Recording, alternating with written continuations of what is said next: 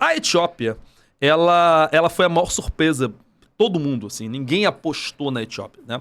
Mas a Etiópia tem algumas razões ali. Primeiro, a Etiópia, ela é uma influência da África do Sul, né? Então, a África do Sul tem ótimas relações com a Etiópia, por quê? A África do Sul, ela é a maior potência política do continente africano. E existe no continente africano uma espécie de ONU, que é a União Africana de Nações, né? E essa União Africana de Nações tem sede na Etiópia, que é um país historicamente importante nessa região, até mesmo pro Oriente Médio. Pra quem não tem isso na cabeça, tá?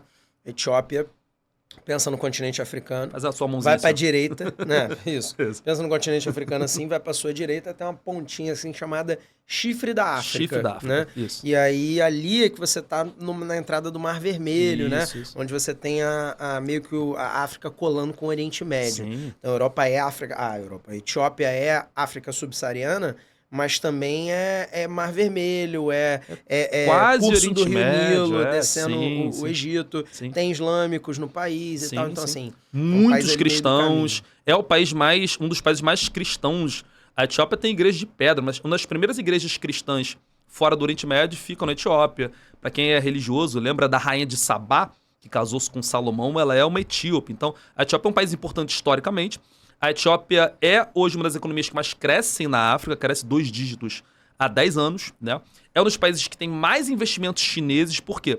Olhando para esse chifrezinho que o Augusto fez aí com a mão, a China, ela tem a entrada na África por ali. Etiópia, Somália, Ruanda, Djibouti, são os países que a China investe muito hoje nessa regiãozinha do chifre, né? Então, a Etiópia é uma economia crescente, é uma economia que ainda é muito fragilizada, com IDH baixo, como a gente mencionou, mas ela tem uma possibilidade de crescimento, assim, elevado, né? É onde está a sede da União Africana de Nações, e aí você tem um eixo ali, né? Se você pensar, a gente vai falar do Egito. O Egito é África Norte, a África do Sul, África Sul, e aí você tem a Etiópia na África do Leste. Por isso a possibilidade de entrada da Nigéria ou do Senegal, para você fazer uma Rosa dos Ventos, né? Uma Rosa dos Ventos no continente africano, que é muito importante, eu falo isso sempre. A África, ela é o continente maior potencial futuro, porque a população ainda é jovem, são recursos naturais. Você falou sim. o tamanho da população da Etiópia? Eu não prestei atenção. São 120 milhões de milhões. É a segunda maior da África, né? Só é menor do que a população da Nigéria, que a gente falou agora. Então você tem um país que tá ali, que é uma potência naquela região do chifre, é a entrada do Mar Vermelho, os navios passam. Você tem ali quase um terço da economia mundial passa pelo Mar Vermelho, né? E entra ali pelo Canal de Suez e tal, o Mar Mediterrâneo. Então você que tá ouvindo pelo Spotify, né? Tenta imaginar ali o mapa da África. Quando a gente fizer corte desse episódio, vai ter que botar um mapinha no fundo. Tem que colocar um mapa, exatamente. Então a Etiópia ela é uma surpresa, mas não é tanta surpresa assim, pensando em esfera de influência, principalmente chinesa. Lembrando que a gente falou que a China é o maior interessado nessas expansões. Então fazer essa cruz aí meio que na África é a intenção chinesa. Claro que a Etiópia tem problemas econômicos, tem guerra acontecendo agora, né? Agora o pior IDH do grupo. É o pior IDH do grupo. Tem um conflito acontecendo agora na região dos Tigrais ali e tal, mais a norte. Mas tem problemas na Etiópia. Importante falar que a gente nem conversou sobre isso, né? Nem colocamos no roteiro. A Etiópia é um dos únicos países da África, tem 2 só, que não foram colônias, né? A Etiópia conseguiu resistir à invasão italiana do Mussolini na Segunda Guerra, então é um país que tem um histórico aí interessante de um país que não foi colonizado pelos europeus, né? O outro é a Libéria, só a título de curiosidade.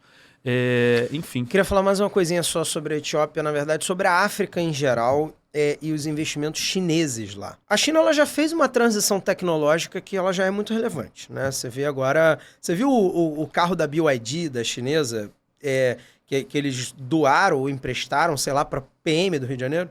Não, Pegaram não vi. um SUV foda, elétrico, Não vi. pica, o bagulho tem um tablet assim que vira e tal, foda pra caramba. Decoraram todo de carro da PM, e aí PM do Rio de Janeiro. Eles colocaram fábrica no Nordeste, né? Eles querem pegar o lugar da fábrica onde da era Ford, Ford, né? Onde era a sim. fábrica da Ford.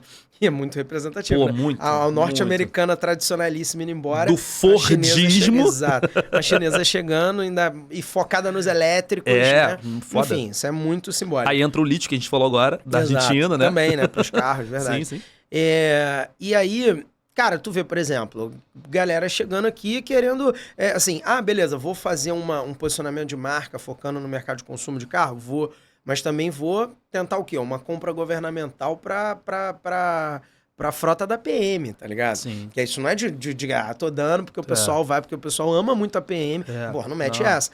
Justamente pra tentar cavar uma venda dos carros porque, assim, compra governamental é uma coisa que movimenta dinheiro demais, né? Você tá vendendo algum produto, você consegue assinar um contrato numa canetada, de repente tu tem 1000 produtos por dia daquele para vender, vendendo para um estado nacional, mesmo que não seja um estado grandão.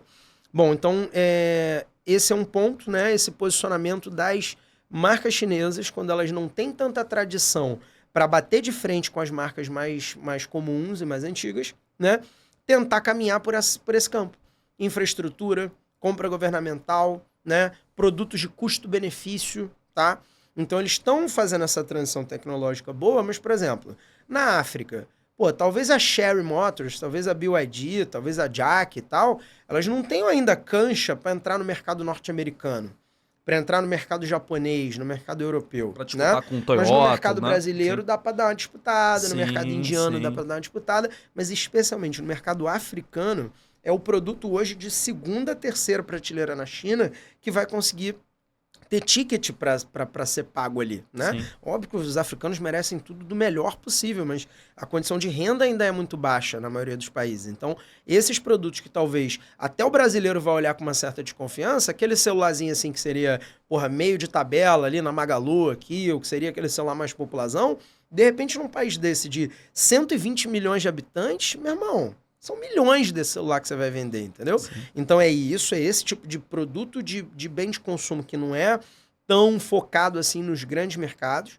tá? E a segunda coisa é infraestrutura, que é o que mais carece, é o que diferencia de fato a África subsaariana dos restantes e falta muito. É construir porto, é construir hidrelétrica, cabeamento elétrico, fibra ótica, ou 5G, né? Então, assim, essa conexão com a China, ela tem um quê de imperialismo chinês, econômico, sim, sem dúvida nenhuma, tá? Mas isso pode converter, virar uma chave, assim, igual o disjuntor, por exemplo, para uma industrialização da África subsaariana e tal. E tá acontecendo, né? Não, tá acontecendo, mas assim, numa próxima possível expansão dos BRICS, eu apostaria, se entrassem novos 6... Ao invés de ter 3 ou 4 do Oriente Médio, como agora, eu apostaria em 3 ou 4 da África subsaariana. Assim, o Senegal quase entrou já agora. E a Nigéria, que a gente tem falado bastante aqui, né? Então, a Argélia poderia ter entrado. Então, existem outros países africanos que podem entrar ali. Com certeza, a China já está pensando muito nisso.